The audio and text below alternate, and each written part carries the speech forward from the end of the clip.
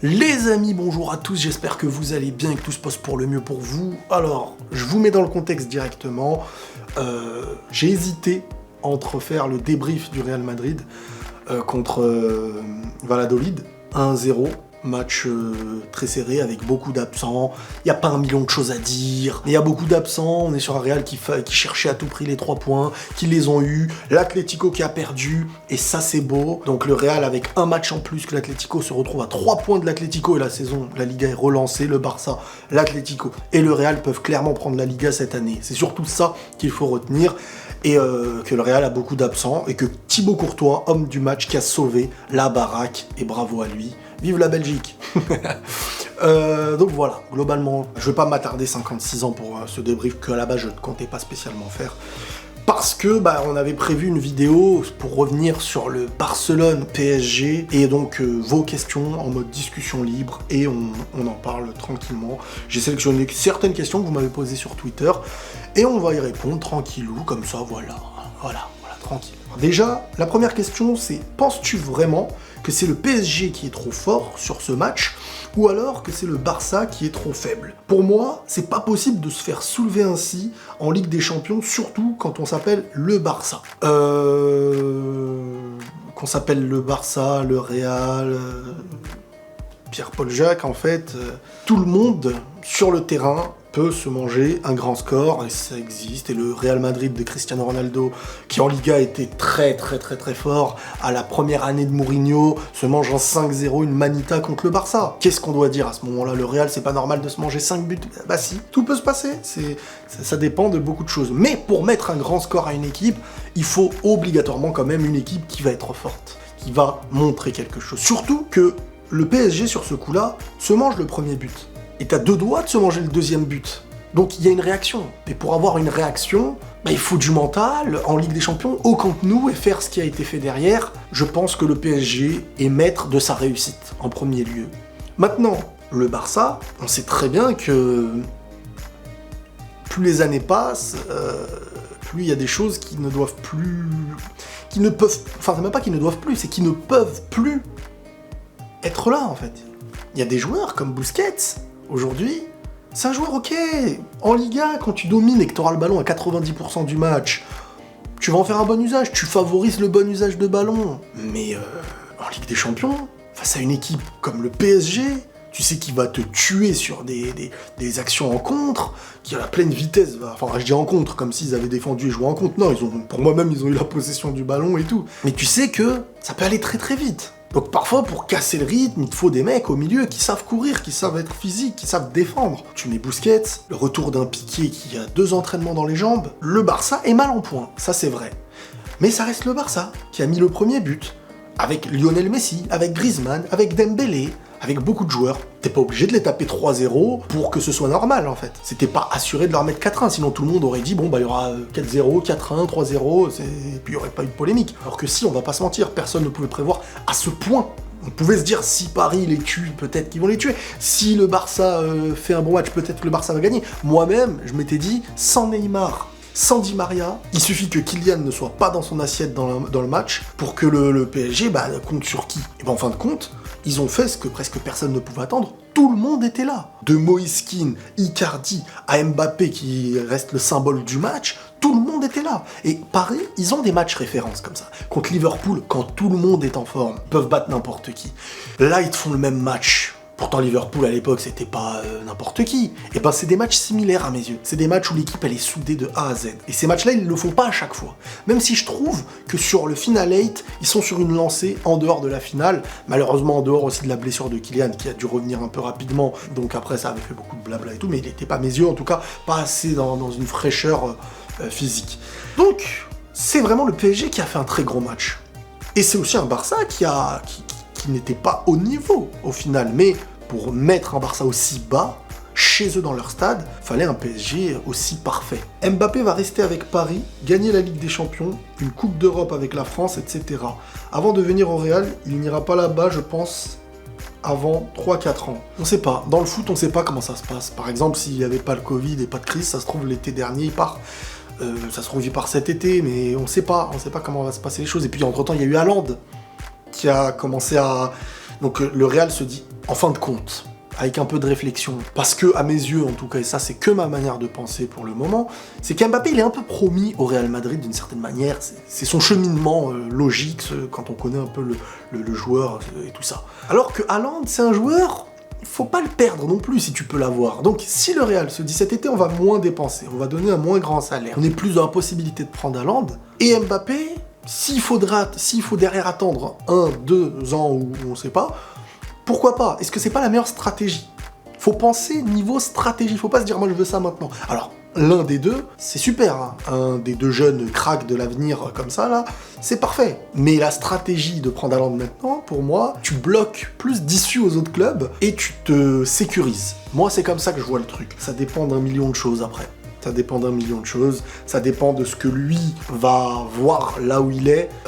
Par contre, l'argument de « Oh, il est à Paris, qu'est-ce qu'il irait faire au Real et tout ?» mais Cristiano Ronaldo, quand il est à Manchester United, il est dans le meilleur club actuel qui prend la Ligue des Champions. Il joue avec des meilleurs joueurs sur le terrain que là où il allait aller, au Real Madrid, qui n'était pas dans une phase excellente. Hein.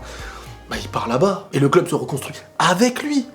Parce que les gens, en fait, parfois, tu les entends parler, on dirait que le mercato ne va exister que dans un club. Mais le Real va se reconstruire, il va recruter. C'est le Real Madrid, on parle pas Enfin bref, je vais pas donner de club pour pas dénigrer pour rien. Mais Mbappé, en venant au Real, participe à un nouveau cycle, lui ou Haaland. Ça va pas rester que Mbappé et le reste actuel et ne changera pas. Tout changera avec le temps. Donc se dire... je reste là parce que l'autre club n'a pas encore de sécurité. Parfois, la sécurité, elle vient par des joueurs comme ça. Et le club le sait très bien. Et puis, ça a toujours été comme ça. Hein. Si tu recrutes un très gros joueur, c'est que forcément, t'as besoin d'un leader. Neymar, avant de venir au PSG, il est au Barça, le mec, il joue avec Messi. Autant rester là toute sa carrière. Et ben non, il a fait un choix. Et on va me dire l'argent et tout. Oui, possible. Mais il a fait son choix. Il a pas été dans un... Regardez les joueurs qui l'entouraient au début. Donc... moi, je pense que Mbappé est promis au Real. Après, on connaît rien dans le foot, on n'est pas devin, voilà.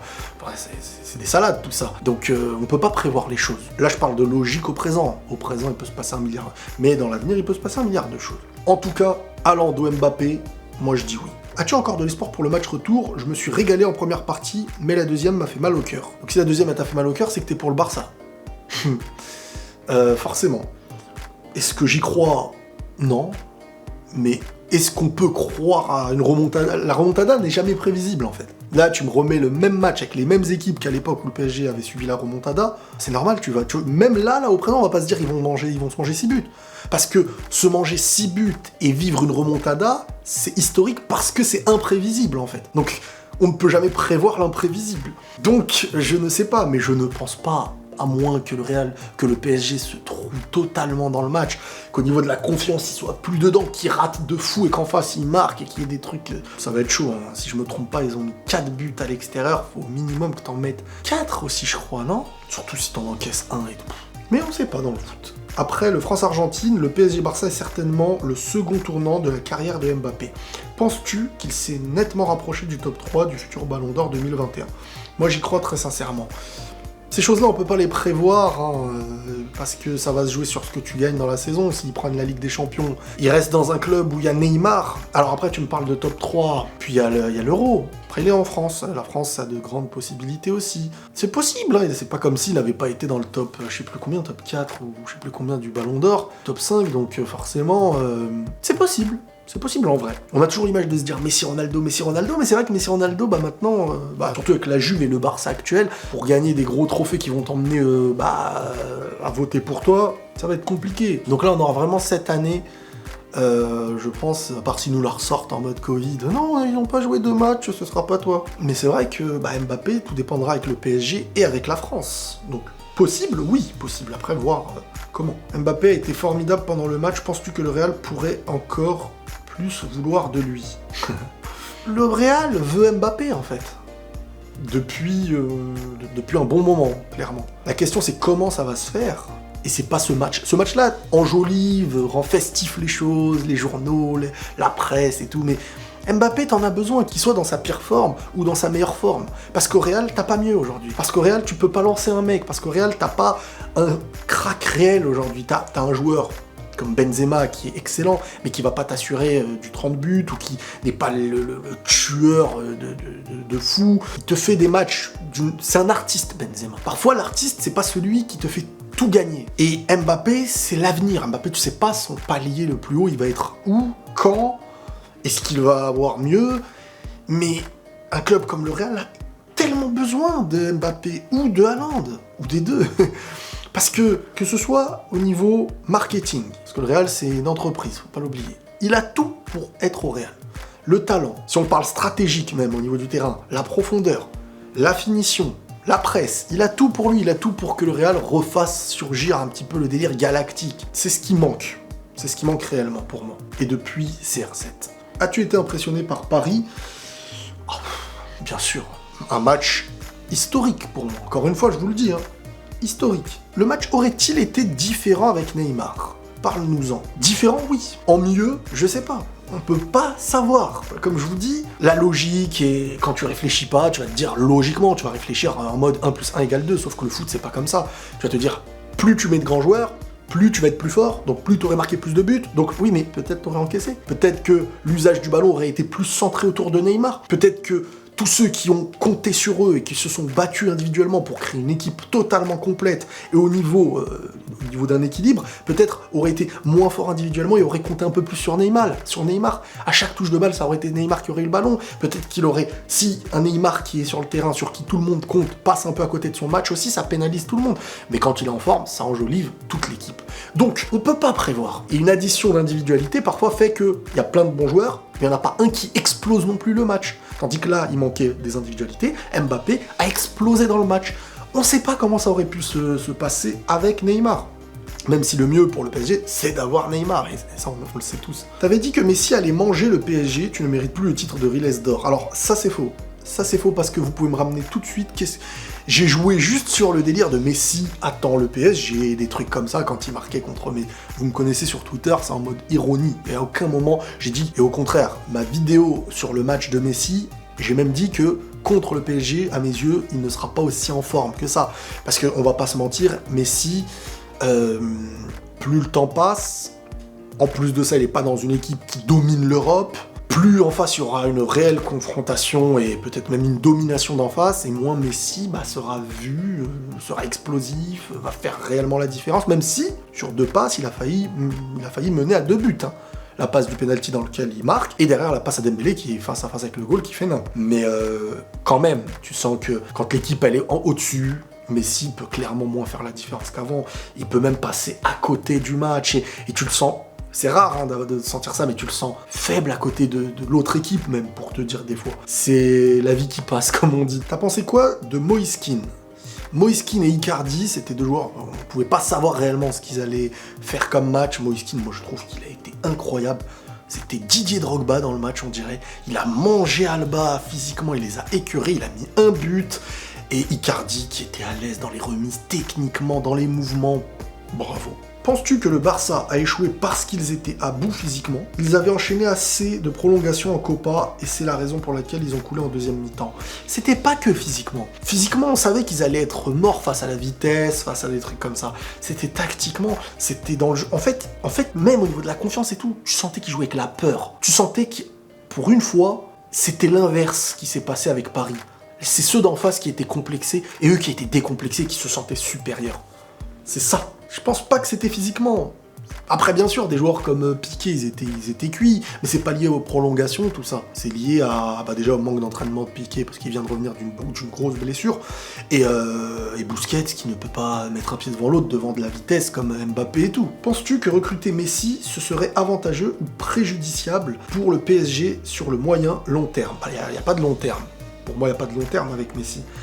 Après, entre parenthèses, on a mis sportif, financier pour le vestiaire. Mais si tu sais qu'il peut être compétitif largement, surtout si tu le mets dans une équipe qui a de la défense, qui va courir autour et tout. Maintenant, Messi, Neymar, si Mbappé ne s'en va pas, Mbappé, est-ce que c'est pas trop et que ça vient à nuire à des joueurs comme Icardi ou Moise Kean qui peut-être peuvent grandir dans le club et eux, au contraire, penser au long terme? Est-ce que s'ils prennent Ramos ou Mbappé ou Messi, ça vient pas nuire au long terme du PSG qui peut réellement maintenant faire les choses proprement sans avoir Messi? Ils l'ont prouvé aujourd'hui sans Messi, l'année dernière ils vont en finale, et cette année ils te tapent le Barça qui possède Messi. Maintenant Messi, qu'est-ce que lui veut aussi? Je pense que ça peut se faire au PSG, tout comme à d'autres clubs, mais pour moi ça se ferait si Kylian s'en va, si Mbappé s'en va. Je pense que Paris n'a pas besoin de prendre... je pense que Paris, sur tout l'argent qu'il y a autour de Messi, alors, ramener au niveau marketing, encore une fois, et au niveau de l'image du club qui est très important pour le PSG, tu ramènes Messi, c'est le jackpot, hein, c'est le jackpot, et tu sais qu'il va apporter. Mais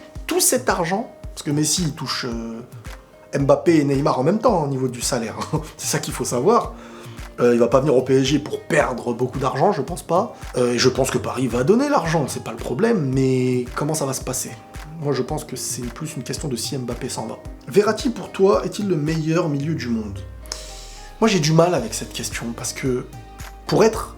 Si on parle de potentiel, il fait clairement partie des potentiels qui font partie des meilleurs du monde, au niveau du potentiel. Mais pour être meilleur du monde, faut que ce potentiel t'amène à la victoire et au titre. Sauf que Verratti, il a trop peu, même s'il en a, mais il en a trop peu à mes yeux de matchs référence, même si quand il est en forme, il fait très souvent des bonnes choses.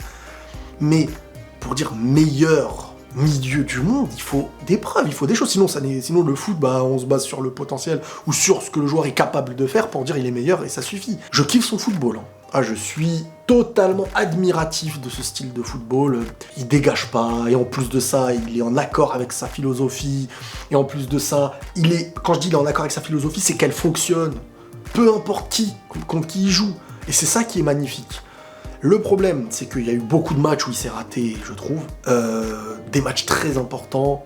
Il a pénalisé son équipe, parfois avec des trucs tout bêtes. Quand il ira au bout, qu'il gagnera, qu'avec l'Italie, il y aura des choses, là on pourra dire, par le palmarès qu'il a apporté pour son potentiel, là on va dire lui, ça y est, il a plus rien à prouver, et je pense pas qu'on peut dire il est le meilleur milieu, je pense qu'on peut dire il a l'un ou le meilleur potentiel actuellement peut-être, pourquoi pas, mais je pourrais pas me permettre de dire le pourtant, c'est l'un des joueurs que je kiffe de ouf, balle au pied. Hein. Mais il n'y a pas que l'usage du ballon qui te rend meilleur milieu de terrain, il y a ce que tu en fais, et là par exemple quand il joue un peu plus haut, je trouve que là il y a moyen de marquer plus de points. Parce qu'il fait des passes D, parce qu'il devient décisif, parce que voilà. Et peut-être que Pochettino va lui faire passer ce palier, parce qu'il a besoin encore d'un palier pour moi. Donc voilà un petit peu globalement la petite discussion libre par rapport au match Barcelone-PSG. Il y a un match retour bien sûr qui arrive, et on se tient au jus pour la prochaine fois les amis. Prenez tous soin de vous, et la paix sur vous.